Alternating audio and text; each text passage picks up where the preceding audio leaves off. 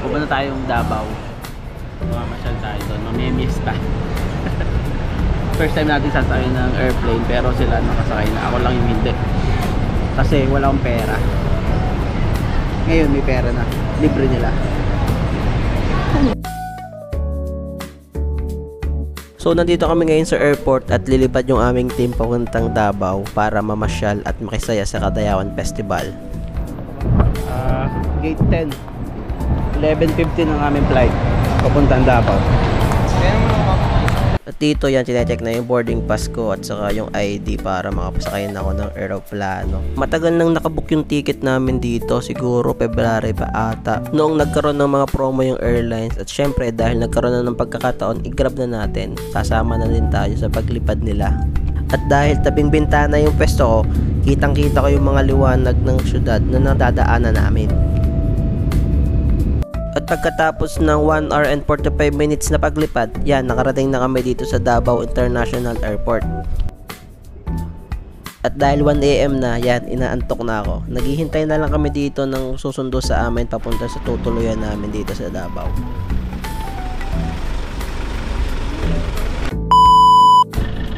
First day ng pamamasyal dito sa Davao at nandito kami sa anong lugar to? Jack Ridge. Magsasightseeing lang tayo, hindi tayo kakain.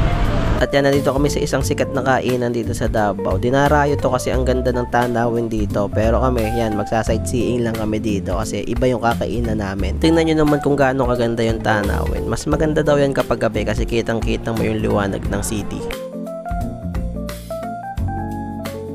After naman namin pumunta dun sa isang sikat na kainan para mag-sightseeing yan. Tagpunta na kami dito sa Limbagas, Hituan. Isa din itong sikat na kainan dito sa Davao.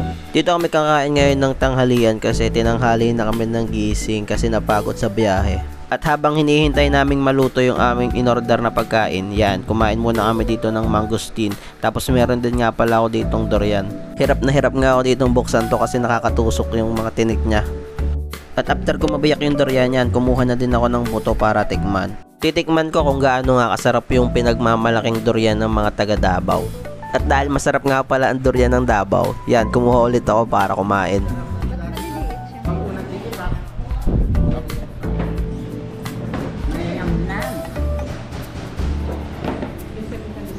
Basta nakatingin ka na dati ha. Pero pag ngayon ko walang tumigil, ibang lasa sa inyo. Hindi ka masakal. At yan, dumating na nga pala yung order namin dito. Meron ditong gulay, adobong native na manok, sisig. Tapos yung specialty nila dito, yung hito. Kaya nga hituan yung pangalan ng restaurant kasi yun yung specialty nila dito.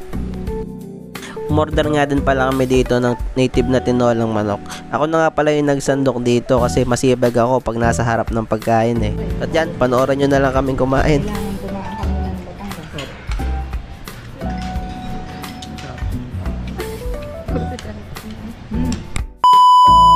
Pagkatapos namin kumain yan, nagdiretso na kami dito sa Philippine Eagle Center.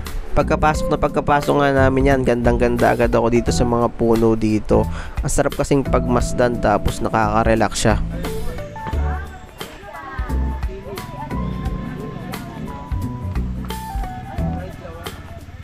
Dalawang entrance fee nga pala yung babayaran mo dito. Doon sa una 10 pesos tapos dito 150.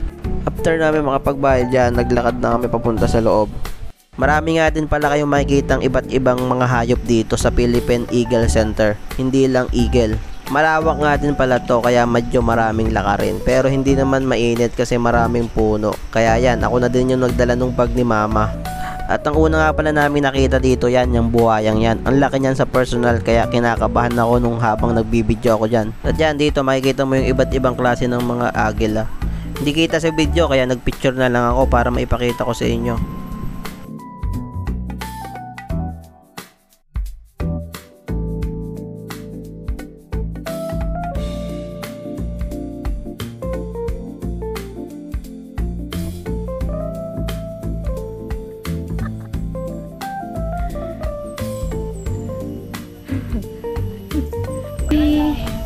Saan na tayo? Wala naman na rin. Aray. Ay, alam ko na, beware of ano. Kaya beware, nakawala. Kaya Kuya beware, nakawala Aray ko, oh. Eagle, hindi naman. Eagle nga po. Hindi ko nakikita. Ayan na. Yan ang Sa inaalagaan. punong dulo-dulo. Ayun o, tumakala mo ba to?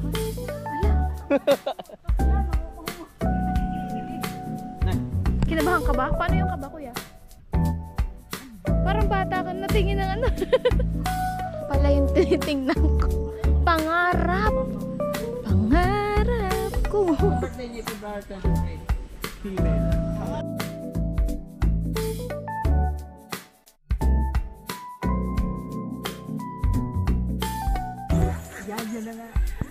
Natakot kay Nini. Sabi yung leader natin.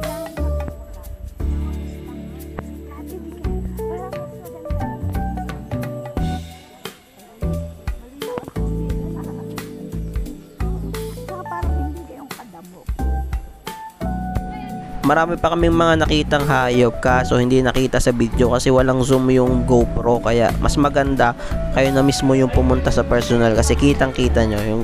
At bago umuwi yan, nagpa-picture na lang muna ako dito sa naka-preserve na eagle.